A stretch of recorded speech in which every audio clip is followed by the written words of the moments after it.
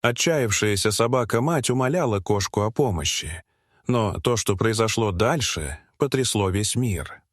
Дорогие зрители, прежде чем мы продолжим, напишите в комментариях, где вы находитесь. Нам, правда, интересно узнать, из какого вы города. Приятного просмотра. Проселочная дорога, вьющаяся вдоль соснового бора, тянулась километры без единого знака жизни. Только ветер шевелил верхушки сосен, а где-то вдалеке еле слышался гул мотора. Трава по обочинам поднялась по колено, в ней прятались ржавые жестянки и обрывки старого мусора. Там, среди сорняков и репейника, наполовину скрытая от глаз, стояла старая клетка. Казалось, будто ее бросили здесь давным-давно, но внутри все еще теплилась жизнь. На грязном куске мешковины лежала Айра, хаски с потускневшей шерстью. Когда-то она, наверное, была сильной и красивой, с яркими голубыми глазами. Теперь же ее бока обтянула кожа, шерсть свалялась, взгляд потух. Рядом жались трое щенков. Новорожденные, еще слепые, с влажной шерсткой, дрожащие от холода и слабости. Они тихо повизгивали, прижимаясь к животу матери. Айра едва держалась на лапах, но не отходила от малышей ни на миг.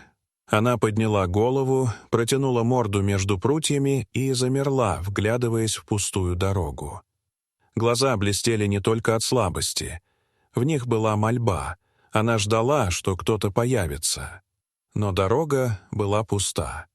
Айра опустилась, прижала лапы к земле, будто молясь о помощи, которую некому было дать. В это время в кустах что-то зашуршало. Из листвы вышла белая кошка, гладкая, ухоженная, словно не отсюда. Ее шерсть отливала серебром, глаза сияли янтарем. Кошка остановилась, уши настороженно дернулись, хвост слегка подрагивал. Она могла бы сразу убежать, но жалобный писк щенков заставил ее замереть. Осторожно, почти на цыпочках, кошка приблизилась к клетке. Айра подняла голову и встретила ее взглядом. Две жизни — собака, прикованная к железу, и свободное животное, пришедшее из леса. Мгновение они смотрели друг на друга, и в этом взгляде было что-то общее. Усталость, страх и странное понимание. Но миг прервался. Кошка резко повернулась и скрылась в траве. Через несколько минут на повороте показался грузовик. За рулем сидел Семен, мужчина лет 50. Он ехал из соседнего села, вез дрова для печки. Его лицо было усталым, глаза покраснели от недосыпа, а борода кололась трехдневной щетиной. Дом у него стоял на краю деревни, пустой и гулкий. Жена умерла давно, дети уехали в город. Последние годы он жил один. Работа, еда наспех, редкие разговоры с соседями и бесконечные вечера в тишине. И вдруг прямо перед его машиной выскочила белая кошка. Семен резко выжал тормоз. Грузовик занесло, колеса завизжали. Сердце рухнуло вниз, ладони вспотели. Кошка остановилась посреди дороги и посмотрела прямо на него.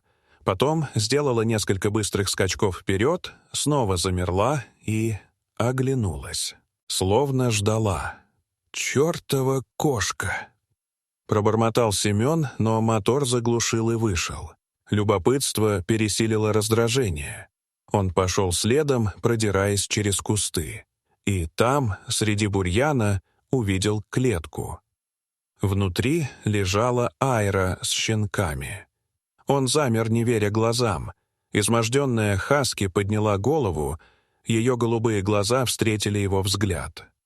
Семена словно ударило, все внутри перевернулось. Он подошел ближе, увидел малышей, жмущихся к матери.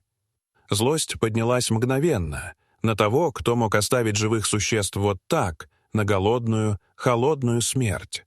Он схватил монтировку из кузова и начал бить по проржавевшим петлям. Металл держался, руки соскальзывали, но он бил снова и снова, пока дверца с треском не распахнулась. Айра не бросилась бежать. Она осторожно потянулась к его руке, вдохнула его запах, а потом подтолкнула к нему одного щенка, потом второго, потом третьего, словно предлагая их первыми. У Семена защипало в глазах. Он, суровый мужчина, давно не испытывал таких чувств. Семен осторожно прижал малышей к груди. Когда он поднял взгляд, кошки уже не было. Только трава колыхалась, оставив ощущение, что она была чем-то большим, чем просто прохожее животное. В ветеринарной клинике щенков укутали в полотенце и накормили из бутылочек. Они затихли и уснули.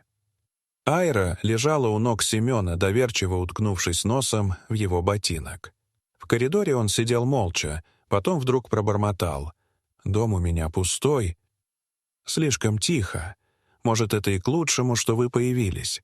Вечером он привез их к себе. Изба старая, стены потемнели от времени, пахло печью и сыростью. Но он разложил у огня одеяло, поставил миски с водой и кашей. Щенки сразу оживились, пискнули, поползли по полу. Айра улеглась рядом, но уже не так напряженно, как раньше. Ночью Семен впервые за годы не слышал мертвой тишины. В доме звучало дыхание животных, скрип половиц под маленькими лапами. Он лежал на кровати и вдруг поймал себя на том, что улыбается. Прошли дни. Семен подстругал старые доски, чтобы заколотить дыры в заборе, боялся, что малыши выбегут на улицу. Давно он не работал в ограде так охотно. Вечером сел на крыльце, усталый, но с каким-то новым чувством, будто жизнь снова двигается. По утрам он выходил на крыльцо с кружкой чая и смотрел, как щенки играют во дворе, гоняясь друг за другом. Айра спокойно лежала неподалеку, не спуская с них глаз. Вечером они собирались у печи, собака у ног, малыши свернутыми клубочками рядом. Впервые за долгие годы в доме Семена было тепло, не от огня, а от живого дыхания. Однажды на рассвете Семен вышел в огород. Между капустными грядками мелькнуло белое пятно. Та самая кошка сидела среди мокрой от росы травы, смотрела прямо на него. Он поставил блюдце с молоком, положил кусок хлеба. Кошка подошла, попробовала и исчезла, оставив за собой ощущение, что проверила щенят, и ушла. Но позже стала возвращаться. Иногда на рассвете, иногда на закате. Никогда надолго не задерживалась, никогда близко не подходила, но каждый раз ее появление согревало сердце. Айра и щенки остались с ним.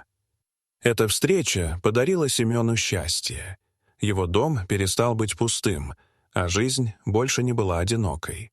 Дорогие зрители, что вы думаете об этой истории? Расскажите, пожалуйста, в комментариях. А если вам понравилось это видео, то ставьте лайк и подписывайтесь на наш канал. До свидания.